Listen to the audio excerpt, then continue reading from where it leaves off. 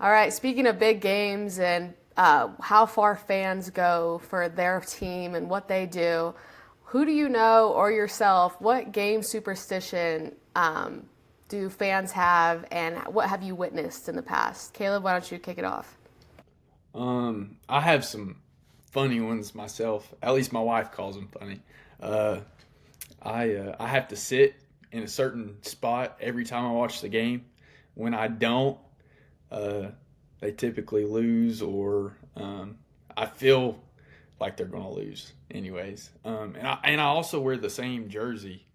Um, every game we've won this year, I've wore the same jersey. It's a white Quentin Johnston jersey. I have to wear it. So I've wore that, I guess, 11 weeks this year. Um, that's what I do, but I do have some funny ones as well. I know the Raiders have a funny one. They don't do anything. That's why that's kind of why they don't win. I'm just kidding. I'm just kidding. But anyways, what do you got, Matt? So for me, I'm still trying to talk my wife and let me pull a little bit of Bill's Mafia in here and just let me jump through the table. She said no, party pooper. So what I do though is everyone has to wear some kind of Broncos shirt or jersey. So my wife has one, my son has one. I have a shirt that I've been wearing. I wore it for their Super Bowl season. I still wear it underneath my jersey. Doesn't matter what jersey. Don't think it's been helping up until recently since we've been in 8 years of crippling depression. But it's I got a new shirt, still says the same thing, and it's been working out. But yeah, it has to be the same shirt. Everyone's gonna have some kind of Broncos gear on. Well, it's obviously worked this year for both of you guys because both of you guys are in the playoffs, so something's working. Do you know anyone else that is just like does crazy things? Um, Patrick Mahomes. He wears the same underwear every game. I don't know if he washes them or not. That's a little weird, though. That's a little weird. I really hope he washes them. Yeah, I hope so. That's a little weird. Um, as far as I mean, I know LeBron does the whole thing with the baby powder. Hey, whatever works, right? But with my luck, if I tried to do that, I would just end up in my eyes, or I'd inhale it and start making myself look like a fool. So he can have that himself. Yeah, fair enough. All right. What do we think? What's the craziest thing that we've heard? Do we think it's Mahomes with the underwear? I got to go with Mahomes with the underwear. I mean, that's a little unsanitary. I know that's It a little is. weird. I mean, does he like get it? Like, how long is he gonna wear them for? How long is he gonna be in the league? Like, this is getting a I little know it insane here.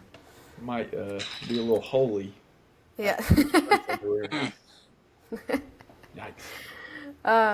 All right, going into what has been your favorite moment overall as a fan, either with an athlete, a player? Well, I guess those are the same thing, but you know what I'm saying. Do you have a moment where it just really stood out to you and is a core memory? Yeah. So after the Broncos won the Super Bowl, that shirt that I had mentioned earlier in the show, just to give you a little, so you can use your imagination. In the middle of the shirt, it's the throwback Broncos logo, and at the top of it, it says "She wants the dot dot dot." It was a very famous phrase someone profited off of, and so I'm going up to Steve Atwater. He's doing an autograph signing, and I'm going up. It's my turn, and I shake his hand. Hey, Mr. Atwater, it's nice to meet you. And he's got like this blank stare on his face, and I'm like, I did not think about this. He may not have the same sense of humor that I do or my friends do. And I'm like, he's about to tell me to go kick rocks. And it was like a Flash Slothmore moment from Zootopia, because he just goes, I gotta send that to my wife. And he pulls out his phone and takes a picture of my shirt and sent it to his wife. So I tell everyone that I come across that I am in Steve Atwater's phone. Oh my gosh. That is so funny. I love that. I actually fist bumped Steve Atwater when I carried out the flag for the national anthem. I like saw him right there, and I was like, "Oh my gosh, hey, what's up? What's up, man?" That's Oh, awesome. that's cool. Yeah, it was pretty cool. Caleb, what about you? Um, it's a little weird. So my first ever Chargers game, it was 2009. It was Christmas Day.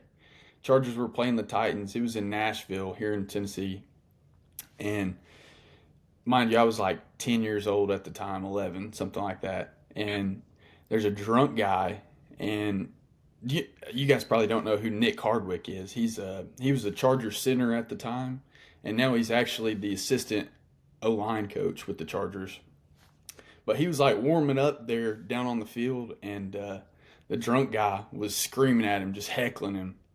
And they escorted him up, whatever. They're like, you got to get away from the field.